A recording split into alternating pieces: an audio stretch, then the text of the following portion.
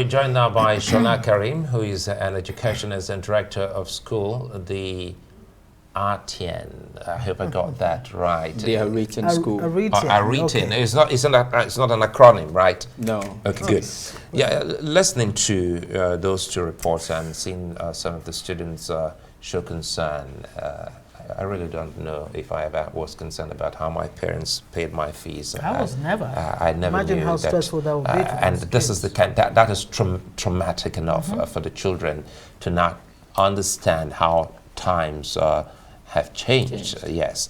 Well, first, let us in on what exactly we're dealing with when everyone across geopolitical zones, you saw Emeka Moyan's reporter from Nigeria South, is those in Abuja, and the stories are the same. What's going on? Well, we are all aware of what is going on. What's going on is the fact that the fuel subsidy removal has really created a challenge for not just for everyone at large, and especially for private schools. That's quite scary, because I'm just looking at some figures here, some statistics, and talking about as far back as 2009. And Nigeria dropout rate for primary education as at 2009 was 35.6%.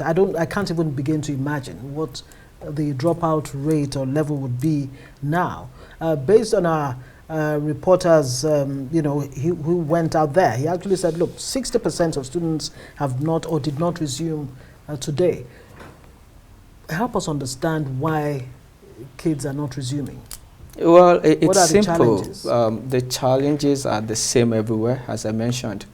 The fact of the matter that the subsidy removal had caused a lot of inflation in the society has really, and as a result of that, parents can no longer afford to even pay school fee, because it's about cost of living, and as we all know, you think of food first, you think about shelter, and before you start thinking about how do I educate my child. And so if you cannot afford to feed your family, you can't afford to provide shelter for them, then how do we now talk about educating that child?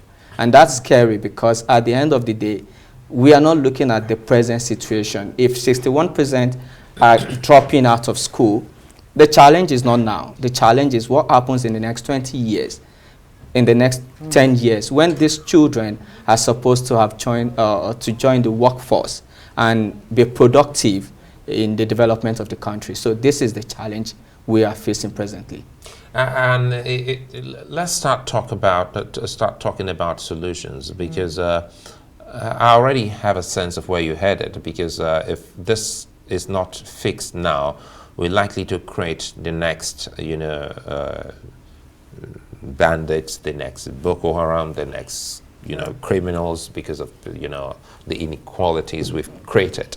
But the president and the country is trying to look into ways to mitigate the effect of what we've seen in the rise in transportation and cost of petrol. So are there other things that the schools, you're also one of the directors in such schools, that you think that the government can do to help not just the schools, but the pupils? Well, we can't talk about solutions without looking at the problems being created. And the problems are enormous.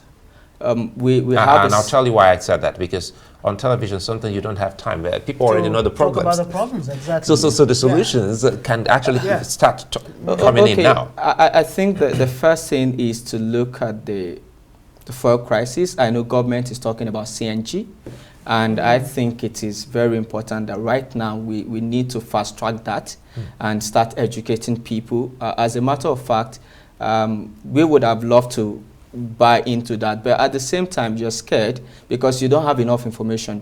You don't want to convert your school buses to operate on CNG, and at the end of the day, after 2 months, 3 months, the engine get knocked or something. So these are challenges we're facing, and so it's difficult right now to transport your scholars or your students from their homes to the school and then go back home. So how can government help in that area? Because, I mean, private schools are asking government to assist in running costs and staff salaries. So that's the first thing. I think the first thing is because we know government won't give us money to run the school. And so what they can do is to provide enabling environment. And we talked about the following part. We talk about stable power supply is very essential to what we do, because eventually if you don't have power supply for 1 week, what you're going to spend on diesel for that 1 week is enough to pay for 2 months, consumption. So that's a major problem as well. We are also looking at food. We feed our children, for example, in my school, and we feed them 3 times before they leave. So you can imagine when you go to the market and what you're facing, the realities, many times you budget 200,000, you get to the market, it's 300,000 already. So it has also affected even our budgeting. And so these are some of the things government can do. We also have staff. And every time the staff are telling us that, we need to increase salary. And it's basically on the realities on ground, because they are transporting themselves. And as a result of that, so if government can provide, they've talked about providing buses around Abuja and everything, and we've not seen that. Thank you so much, Shola Kareem, Director of Schools. Of course, he's an educationist of the ARETEAN schools. We're glad you could join us today. Thank you for having me. There will be solutions going forward.